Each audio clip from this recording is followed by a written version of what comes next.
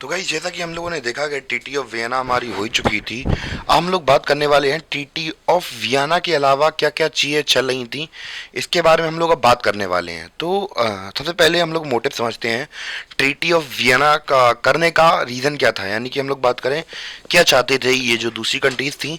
तो बेसिकली हम लोग बात करें कि जो हम लोग बात करें जब फ्रांस को हराया गया, तो भैया जो भी टेरिटरीज जो कि हम लोग बात करें नेपोलियन ने अपनाई थी या फिर कब्जा की थी, तो उन्हें वापस लेना और एक तरीके से जो फ्रांस के लोग थे उन्हें बताना था कि भैया आप ऐसे ही मोनाको नहीं हटा सकते हैं। और इन्होंने क्या किया, हम लोग बात करते हैं टीटी ऑफ वियना में हमने देखा क्या किया कि क्या क्या चेंजेस आए थे, पहले वो समझ लेते हैं कि इन्होंने बर्बन जो डायनेस्टी थी, इससे पहले हम लोग बात करें बर्बन डायनेस्टी कौन थी। जैसे कि हम लोगों ने लुई 16 की बात की थी, फ्रेंच रेवोल्यूशन की बात की, तो वो कौन थी, बर्बन डायनेस्टी के ही रूलर थे। तो दोबारा से रिस्टोर किया गया कि भैया उन्हें बताया गया लोगों को कि भैया इतनी आसानी से मोनार्की जाने वाली नहीं है। ठीक है, बर्बन डायनेस्टी को इंस्टॉल किया गया, वहाँ पे दोबारा से री इंस्टॉल किया गया। ठीक है, which had been deposed during the French Revolution. तो फ्रेंच रेवोल्यूशन के दौरान हम लोगों ने अभी हाल बात की थी, जब फ्रेंच रेवोल्यूशन चल रही थी उस समय पर हम लोगों ने बर्बन डायनेस्टी को हरा दिया था यहाँ के लोगों ने। ठीक है, वाज रिस्टोर्ड टू पावर, तो इन्हें पावर में दोबारा से लाया गया। क्यों लाया गया, अभी हल मैंने आपको बताया, क्योंकि भैया के जो आसपास के रूलर थे, जो कंट्री जीती थी, उनके मन में डर था कि अगर अपने आप को बचाना है तो पड़ोसी को देखकर पड़ोसी भड़बड़ाता है कस के। तो अगर हमारे पड़ोस के अंदर रेवोल्यूशन हो गया था तो हमारे यहाँ के लोग भी हमसे ये ना कहने लगे कि भैया हमारे मोनाक वहाँ पे देखो कैसे मोनाकी को हटा दिया गया, और हमारे लोग भी यहाँ पे डिमांड करने लगे कि भैया आओ हमें भी मोनाकी, हमें भी अब तो डेमोक्रेसी चाहिए यहाँ पे, और हम भी यहाँ पे रेवोल्यूशन कर दें। तो इन्होंने कहा कि भैया जो अगर हम लोग अपने ऐसी मोनाकी यहाँ पे दोबारा से रख दें तो कोई प्रॉब्लम नहीं होगी। तो भैया दोबारा से मोनार्की को स्टेब्लिश करवाया गया। ठीक है, France lost the territories it had annexed under Napoleon. तो नेपोलियन के राजकाल के दौरान जितनी भी टेरिटरीज ऑक्यूपाइड की गई थी वो सभी के सभी क्या कर ली गई, वापस ले ली गई। यानी कि जिन कंट्रीज ने हराया था उन कंट्रीज से अपना जो टेरिटरीज नेपोलियन ने ली थी तो वो वापस ले ली गई। और हम लोग बात करें कि और हुआ क्या कि जो कि वहाँ के राजा थे, अब वहाँ का राजा को वापस एक तो राजा बना दिया जिससे कि वो खुश रहेगा कि भैया हमें राजा बना दिया गया। और दूसरी चीज़ें वो ऐसा नहीं था कि उसे पूरी टेरिटरी दे दी गई जो कि नेपोलियन ने अपनाई थी, उसे केवल वही वही टेरिटरी दी गई जो कि फ्रांस की ओरिजिनली थी, जो कि नेपोलियन ने फ्रेंच रेवोल्यूशन के दौरान अपने आर्मी एक्सपेंशन के थ्रू किया था। वो टेरिटरीज उसे नहीं मिलेगी, वो सारी सारी जिसकी थी उसके पास पहुंच जाएंगी। ठीक है, और क्या क्या है, a series of state were set up on the boundaries of France to prevent French expansion in future. तो आगे चल के जो फ्रांस है वो आगे चल के अपने आप को एक्सपेंड ना करे, तो इसलिए उन्होंने क्या किया कि कुछ कुछ स्टेट्स डेवलप कर दिए जिससे कि अपना आपको एक्सपेंशन ना कर पाए जे। कौन कौन से टेरिटरी हम लोग बात करें एक्सपेंशन किया, या फिर मतलब हम लोग बात करें स्टेट्स को सेटअप किया गया। दस द किंगडम ऑफ नीदरलैंड, तो भैया ये स्टेट को सेटअप किया गया किंगडम ऑफ नीदरलैंड। तो ये है क्या, किंगडम ऑफ नेदरलैंड को सेटअप किया गया विच इंक्लूड बेल्जियम। इसके अंदर हम लोग बात करें बेल्जियम सेटअप किया गया नॉर्थ में, कहाँ पे, नॉर्थ में। एंड गोयना कहाँ सेटअप किया गया, ये किया गया हम लोग बात करें साउथ में। और हम लोग बात करें Prussia was given the important new territory on it's western frontier. तो वेस्टर्न फ्रंटियर पर ऑस्ट्रेलिया को हम लोग बात करें, प्रूशिया को कुछ इंपॉर्टेंट टेरिटरी दी गई, और ऑस्ट्रिया को हम लोग बात करें कंट्रोल दिया गया नदर्न इटली का। तो ऐसे करके हम लोग बात करें जो नए स्टेट से वो सेटअप कर दिए गए फ्रांस की बाउंड्री के आसपास, जिससे कि लगाम लगाई जा सके घोड़े को, क्योंकि लोग घोड़ा जैसे ही भागे इन लगाम को खींच दो और वहीं ट्रैप कर लो। तो ऐसे करके कुछ कंक्लूजन निकला था टीटी ऑफ वियना के बाद, ये चेंजेस किए गए थे इंपॉर्टेंट। ठीक है, आई थिंक क्लियर हो गया होगा आप लोगों को जितना चीज़ें मैंने बताई। एक बार चीज़ों को समराइज और कर दे रहे हैं जिससे कि आपको कोई प्रॉब्लम ना हो। तो हमने क्या क्या चेंजेस देखे कि बर्बन डायनेस्टी जो थी वो दोबारा से रीस्टेब्लिश कर दी गई थी। क्यों, क्योंकि भैया एक तो पहली बात तो हमारे यहाँ पे खतरा ना आए कि भैया हमारे यहाँ के लोग विद्रोह ना कर दें कि भैया हमारे यहाँ भी फ्रेंच रेवोल्यूशन क्यों नहीं होती है। इसलिए उन्होंने कहा कि भैया अपने पड़ोसी को अपने ऐसा रखेंगे तब जाके बात बनेगी, वरना हमारे यहाँ के लोग भी रेवोल्यूशन कर देंगे। ठीक है, तो बर्बन डायनेस्टी को दोबारा से स्टेब्लिश कर दिया गया। और जो हम लोग बात करें कि फ्रांस के ने जो भी टेरिटरी जीती थी फ्रेंच रेवोल्यूशन के दौरान, या फिर बात करें नेपोलियन के द्वारा जीती गई थी, उन सभी को वापस क्या कर लिया गया है, उन सभी को वापस ले लिया गया फ्रांस से। और भैया कुछ नए स्टेट्स बनाए गए जिससे कि जो फ्रांस है वो अपना एक्सपेंशन ना कर सके फ्यूचर में। ठीक है, आई थिंक इतना क्लियर हो गया होगा आपको।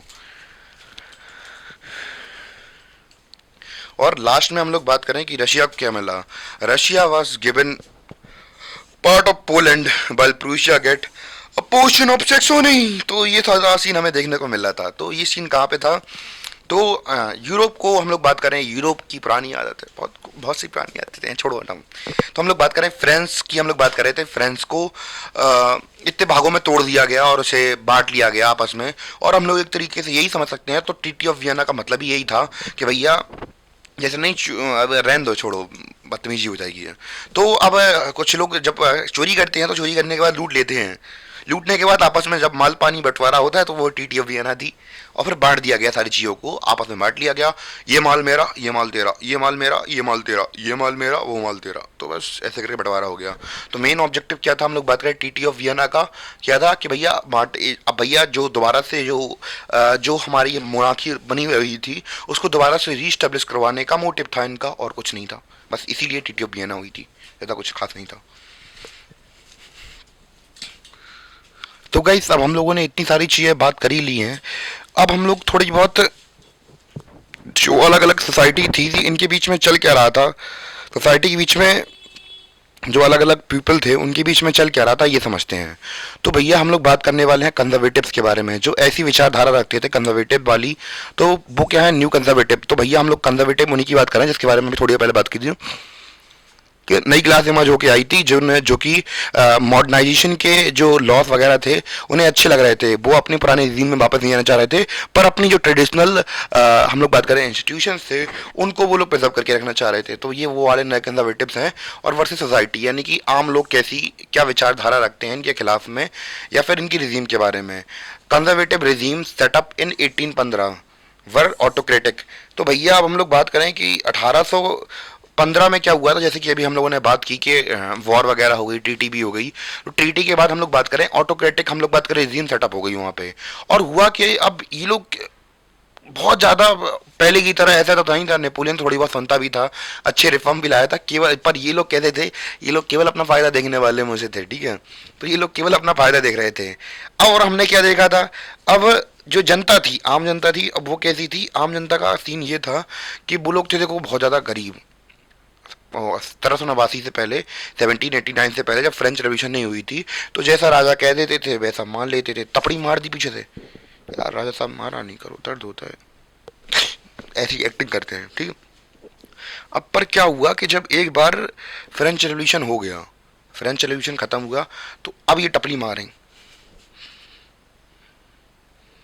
सिंहासन से उखड़ा देंगे तुमको। तो ऐसा ऐसा बिहेवियर हो गया था।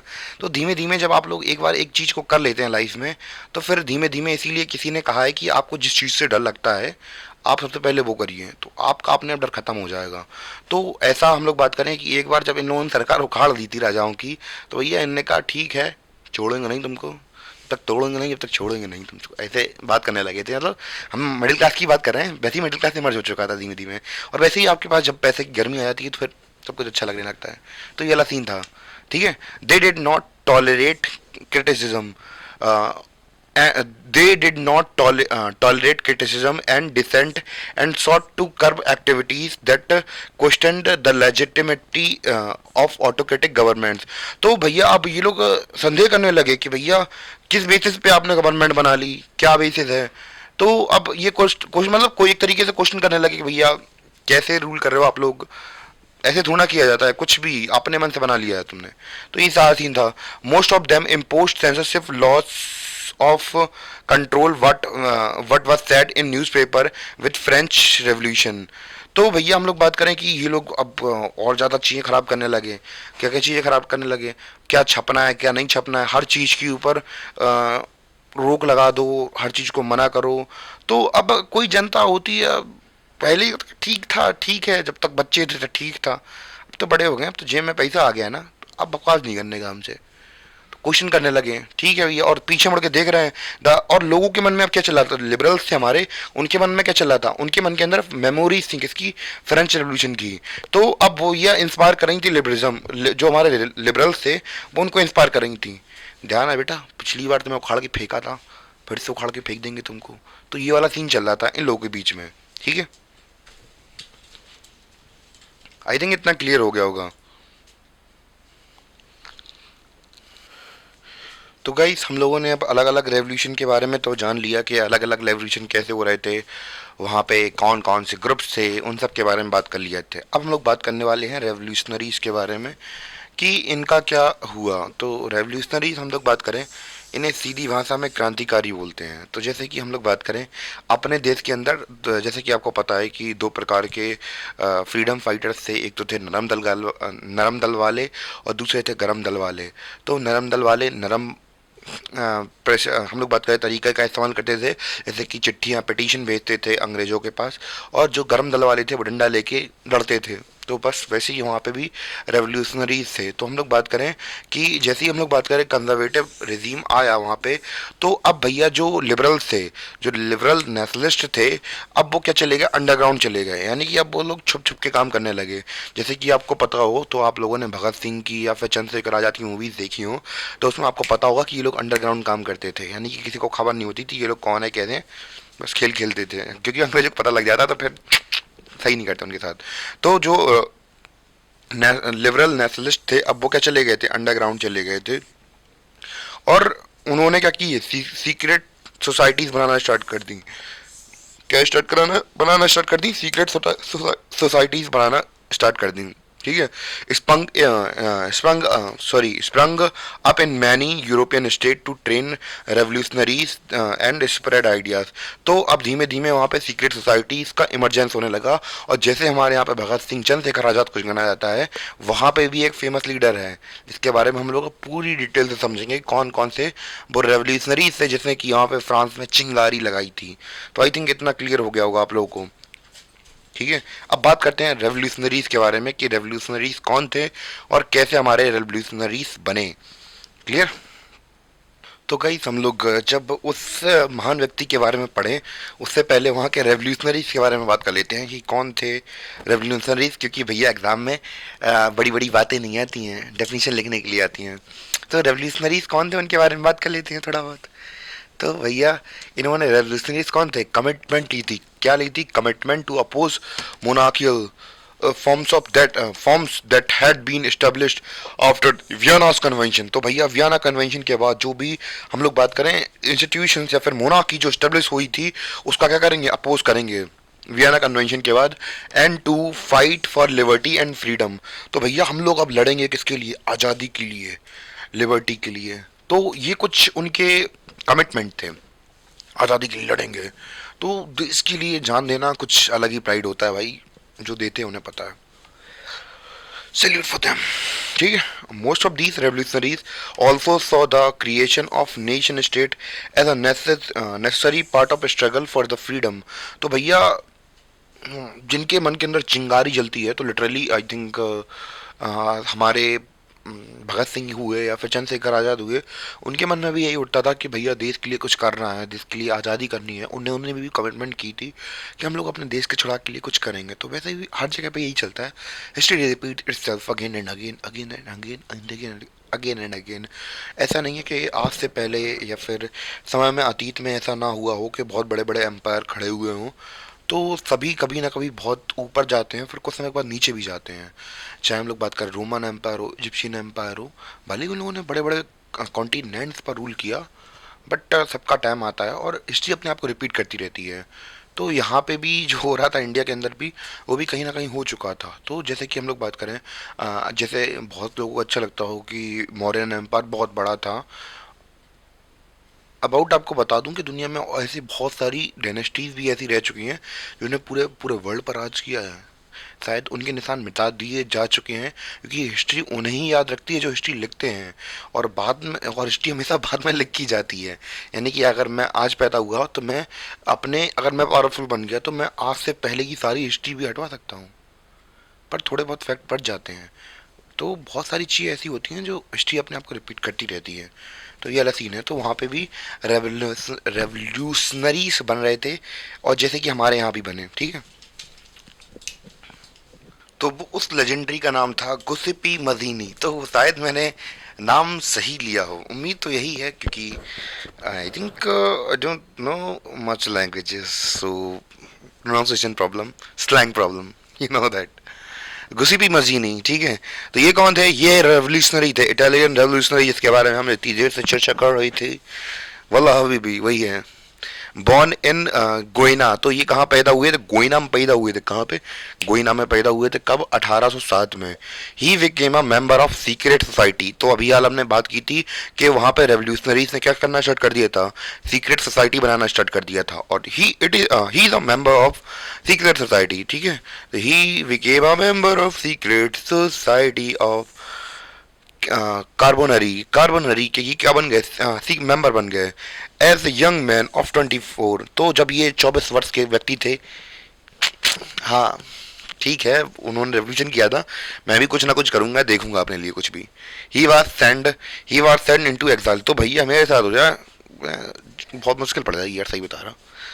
1831 में इन्हें एग्जाइल में, यानी कि देश निकाला दे दिया था। क्यों? क्योंकि अटेम्प्ट कर रहे थे रेवोल्यूशन इन लिंगुरी, लिग्यूरिया, लिग्यूरिया जो भी प्रोनाउंसिएशन हो।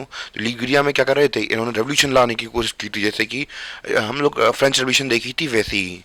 तो जब वो मतलब नहीं हो पाई, तो बस वही होता है जो आप कांड करने वाले हैं, अगर आप पकड़ ले रंगे आते, कोई पकड़ाया है, क्या होता है? एग्जाइल किया जाता है, यानी कि छोड़ा जाता है, बहुत कस किया, टीसी दे दी जाती है आपके स्कूल में, आपको ध्यान हो तो वैसे ही इन्हें देश निकाला दे दिया। फिर हम लोग बात करें, अब निकाल तो दिया ही है भैया, आप कुछ ना कुछ तो करना, खुरापाती दिमाग। तो भैया इन्होंने साथ में यहाँ पे क्या बनवाई? इन्होंने फाउंड की 2 अंडरग्राउंड सोसाइटीज को, इन्होंने खुद ही फाउंड कर दिया, यानी कि एक सोसाइटी के मेंबर थे। इसके बाद भैया देश निकाला दे दिया।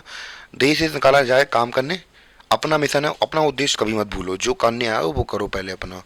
उनका उद्देश्य क्या था? कि भैया हमें अपने देश के लिए कुछ करना है। तो यहाँ पे इन्होंने अलग अलग जगह पे सोसाइटीज़ बनाई। कहाँ पे बनाई? यंग इटली बनाई इन्होंने, कहाँ पे?